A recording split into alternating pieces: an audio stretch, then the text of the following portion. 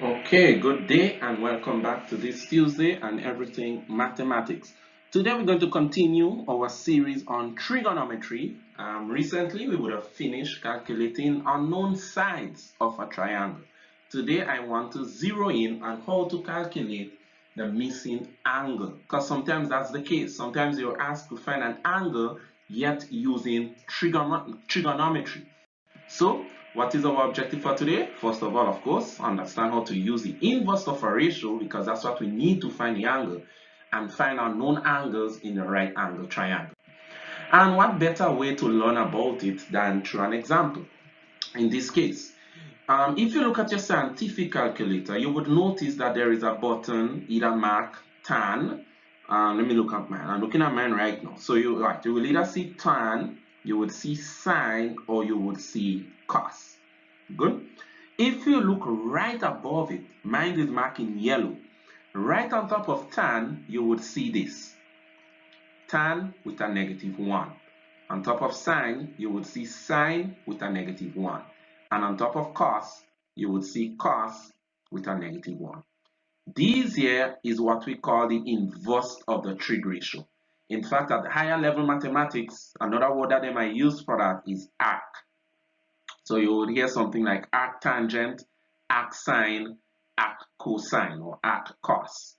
But at the secondary level, you often refer to it as inverse. So tan inverse, sine inverse, cos inverse. And this is what you need to know in order to find the missing angle. Of course, you have to also be masters of identifying which trig ratio we use. So it doesn't just apply for the angle, it doesn't just apply for the side, it also applies to find out the angle. So here now, the missing angle theta is here. And of course, this is a right angle triangle, right? All triangles here will be right angle. I don't think I'll label these yet, but that's okay. So here we have theta, and here we have the opposite side. And of course, we know the side facing the 90 degrees is the hypotenuse. So the hypotenuse is not known. However, the adjacent is. So therefore, here we know that we have to use tan. So we have tan theta is equal to the opposite over the adjacent. Good.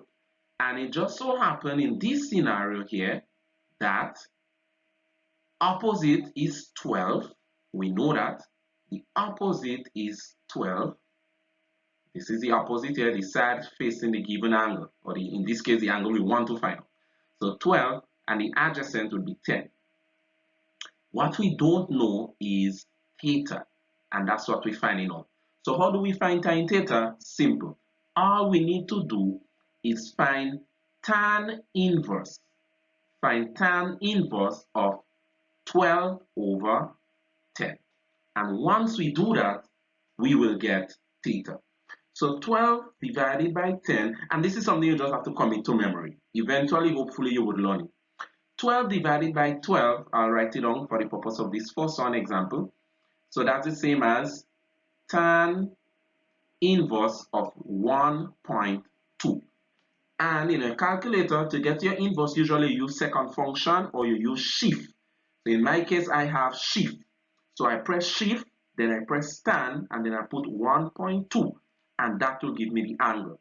That will give me theta, according to my calculator, as 50 degrees.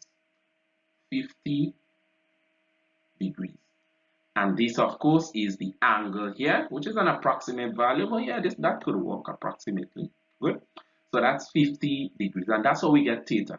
So in other words, when you're finding the angle, you will always find a scenario where these two sides are given, whether it might be the opposite, the adjacent, the opposite hypotenuse, the adjacent hypotenuse. When you divide this, you will always get a decimal, and that decimal, you find the inverse of whatever trig ratio you're using. So that's an example. Here you have some to do on your own, but of course you could pause it. I will do it. If you don't get the gist here, then maybe you could watch the next 2 or 3 examples that I have and see if you pick it up from there and try some on your own. So here now let's examine. So theta is unknown. So remember, in this video it's all about theta. We're trying to find out all the angles.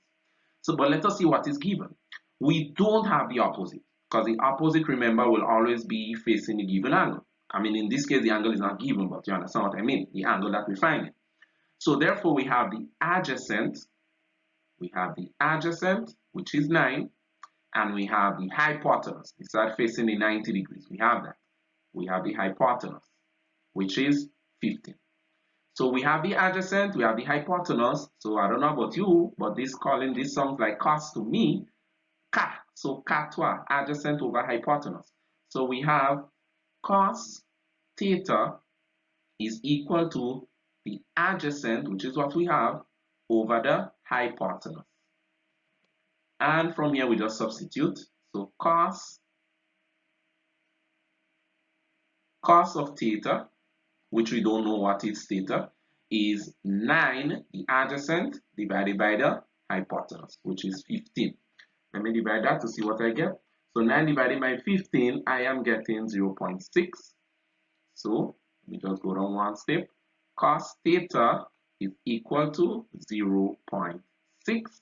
So theta is equal to cos inverse of 0.6, and that's how we apply it. And this actually is a multiplicative value. So whatever that is, you're multiplying each by the other. So here we have, well, now multiplying, in this case you're finding. So cos of 0.6, according to my calculator, gives me approximately, and I'm rounding up to the nearest whole number again, 53 degrees. So this is what I'm getting for theta. So in other words, this angle here is 53 degrees. And that sums it up about, right? Moving on. Let's try this other example here. So here the right angle is here, and the given angle is here. Oh, look at that. This is another tangent. No hypotenuse. So no wasting time. So this is tan theta. I think I'll do that theta like alpha. Tan theta is equal to 8. Let me just substitute that. Let me write the formula first. Opposite, so cat toi. So it's opposite over adjacent. Again, the theta is unknown, so the theta remains unknown. The opposite is 8, and the adjacent is 10. Remember, the opposite is the easier one to identify. Just look at the side facing the angle that we're finding or the angle that is given. That will always be your opposite. So if you're wondering which one to start first, start with your opposite. Don't go searching for the adjacent, because the adjacent is dependent on who is the opposite, really and truly. Only how you mean. So this is the same now as theta equal to tan inverse or arctangent of 0.8. 8 divided by 2 is 0.8. And again, I take my calculator, 0.8 is equal to that. So according to my calculator, that angle there is approximately 39 degrees.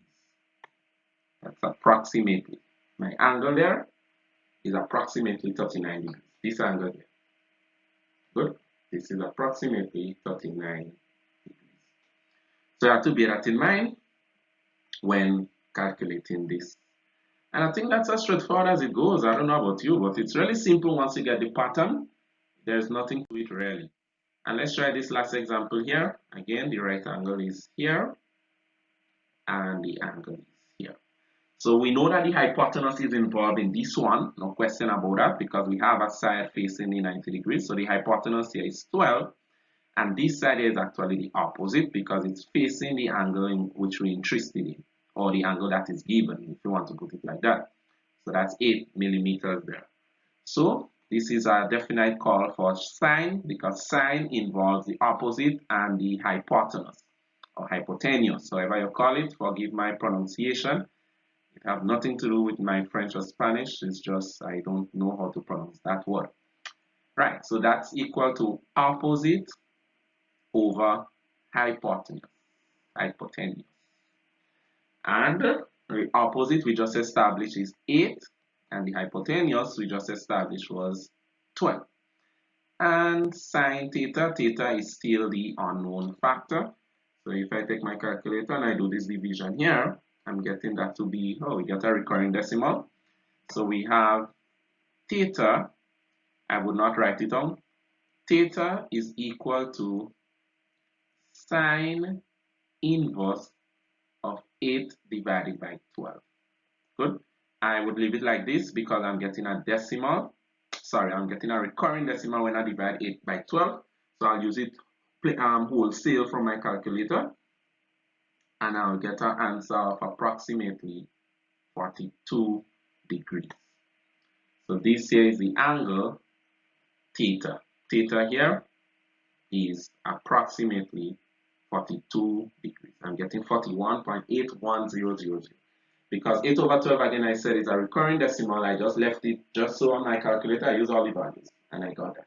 And remember, whenever you're dealing with a decimal, the more values you have is the more accurate your answer would be.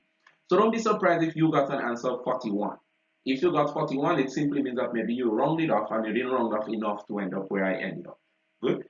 So mine right now is as accurate as all the digits in my calculator could hold. And that's just what it is. It doesn't mean that you have to get it. In fact, you usually have a margin of error of plus or minus 1, I think, when you're finding an angle, because it depends on how you round off. I know of teachers that encourage their students to round off to 3 decimal places. My teacher encouraged me to round off to 4, and I've heard of cases where students were told to round off to just 1. So based on how much you round off to, yes, it will affect the answer. I end up getting actually 41.810. If you had less rounded values, these 8 could have dropped. So it's possible that you could have gotten 41 point, let's say 4, something, something, something. And once you end up in that region here, chances are that, of course, you wouldn't get 42 when you round off to the nearest whole. Not chances, you would not get 42 when you round off to the nearest whole number. So just that to bear in mind. Other than that, I think everything here is a walk in the park. Of course, if anything wasn't clear, feel free to leave a question in the comment section below. As always, subscribe if you haven't as yet, share, like, and turn on that notification bell in the event that you haven't as yet, so you can get daily videos or your daily doses of everything mathematics. Until then, you take care.